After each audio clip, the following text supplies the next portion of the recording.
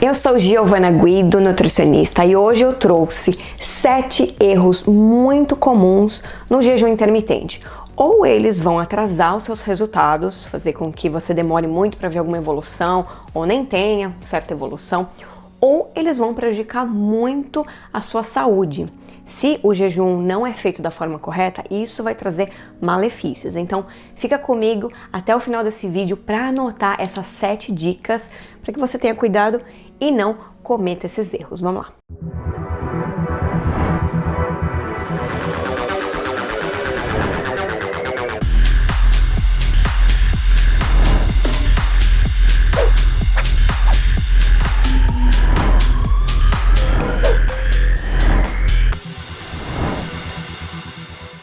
Quero avisar que estamos nos últimos dias de inscrições para o meu desafio de secar barriga e gordura. Então, se você faz jejum ou quer começar a fazer, quer melhorar a sua alimentação, quer saber o que comer refeição por refeição, ter acesso às minhas estratégias, às minhas receitas, um compilado, da minha prática como nutricionista, da minha prática como atleta fitness, vem fazer o desafio. A galera inscrita já está recebendo conteúdos, já disparei o primeiro cardápio, já disparei listagem de suplementos, então já estamos ali no andamento desse grupo. É muito possível ter resultado em 6 semanas. A gente vai começar oficialmente no dia 4 de outubro, mas faça a sua inscrição o quanto antes para que você já comece a receber tudo. Se organize, faça suas refeições, compre tudo que tiver que comprar para começar no dia 4. Já tivemos muitos casos de sucesso com esses meus cardápios, essas minhas estratégias e esse meu acompanhamento. Que também não adianta só ter o cardápio se você não tá motivado, se você não tem ali para te ajudar a tirar suas dúvidas e te dar um empurrãozinho. Esse é o meu objetivo. Vou deixar aí na tela algumas fotos de pessoas que tiveram resultados incríveis em 6 semanas. Diversos tipos de biotipos, falsos magros, pessoas com sobrepeso ou obesos, homens ou mulheres, mais jovens, 20 e poucos anos, 30 e poucos anos, 40, 50, qualquer idade pode participar desse desafio, desde que você não tenha nenhum problema de saúde sério, desde que você seja ativo, esteja fazendo algum tipo de exercício, você pode participar e ter resultado sim. Sem contar que além do meu acompanhamento, grupo fechado para ter contato diário comigo e com o resto da turma, cardápios detalhados, receitas, suplementos, vocês podem concorrer a dinheiro. Temos 3 prêmios, porque teremos uma competição ali dentro do grupo. Quem quiser participar vai ter que mandar as fotos antes e depois, eu vou orientar certinho para os inscritos. E o primeiro lugar pode ganhar R$ 1.500, segundo lugar R$ 1.000 e terceiro lugar R$ 500. Então, além de emagrecer, além de aprender muita coisa nova, sair do platô, ou começar o seu processo, você ainda pode embolsar um dinheirinho aí no final do ano, Então, corre inscrições lá no meu site giovanaguido.com.br, eu vou deixar o link abaixo aí para vocês. Primeiro erro muito comum no jejum: ingerir um monte de coisa, ficar inventando moda durante o período de jejum. O nome já fala, Jejum é jejum. O que geralmente eu recomendo ali nas horas em jejum é muita água, chás naturais, sem adoçante, sem mel, sem açúcar, nada, chá puro. Tem que mudar o seu paladar e acostumar com aquele gosto do chá mesmo. E um pouquinho de café ou um pouquinho de vinagre de maçã. Nada de ficar inventando moda. Nada de ficar colocando um monte de coisa que talvez quebre o seu jejum, talvez não quebre muito, mas é melhor não arriscar. Como por exemplo, suco verde, água com limão, suplementos, principalmente suplemento em pó. Em cápsulas depende muito da formulação.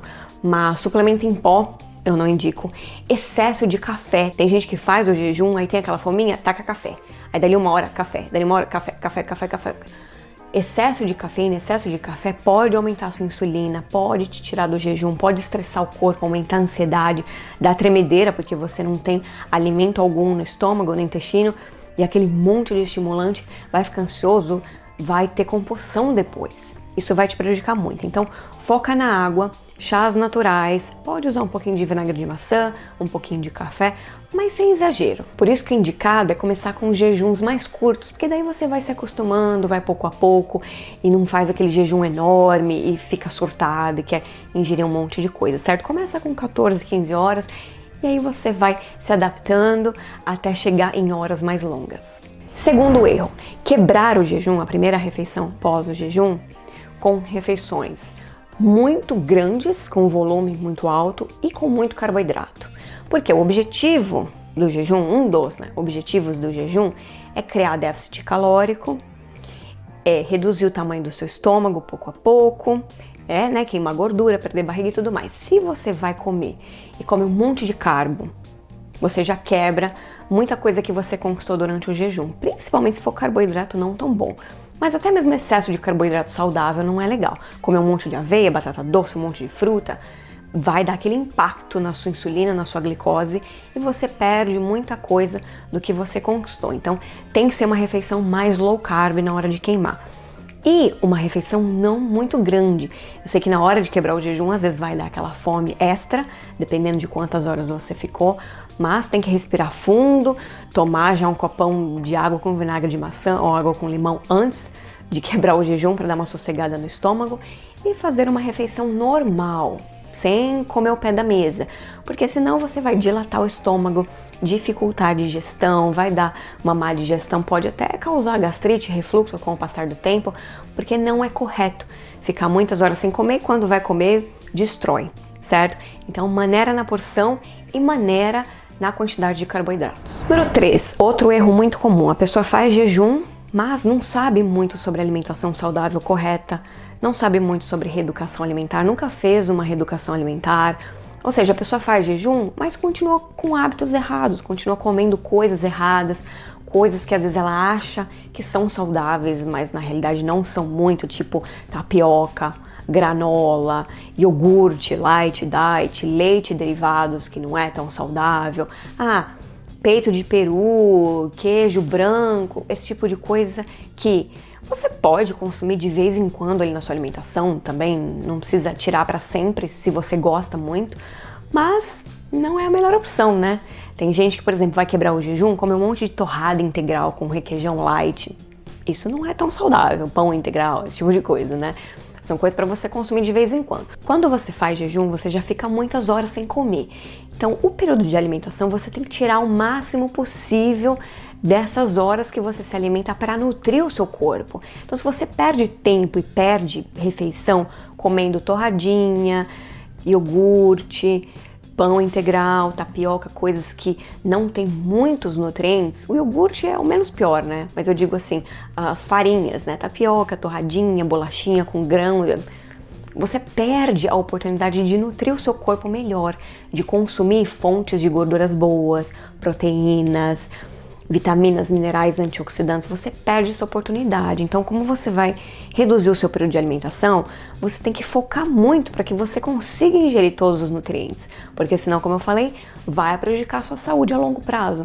Então, se você fica por meses assim, chazinho, torradinha, tapioquinha com queijo, não sei o que, vai passar um tempo, você vai ter deficiência de nutrientes e aí você começa a perder cabelo, desregula a tireoide, começa a ficar com flacidez. Muita gente que faz jejum sofre com isso. Por quê? Não fez a coisa certa. Então, antes de começar o jejum, eu sempre indico, passa por um processo de reeducação alimentar ou faz os dois juntos até, aprende a comer direito, aprende quais são os alimentos realmente saudáveis e nutritivos. Número 4, já tá aqui, ó, tomar pouca água. A água pode e deve ser ingerida durante as horas em jejum, mas também durante o período de alimentação. Tem gente que acha que jejum é ficar até sem água. Não, esse jejum intermitente, você pode e deve ingerir muita água. A água é o foco. Em segundo lugar, chazinhos naturais, combinado? Por quê? Você já vai ficar um período estendido sem se alimentar. E muitos dos nossos alimentos têm um pouco de água, então vamos supor numa situação normal, sem jejum. Você não tomou tanta água, mas você comeu legumes, verduras, frutas e tudo mais, carne, ovo, que tem um teor de água. Então, querendo ou não, você dá um pouco de água para o seu corpo.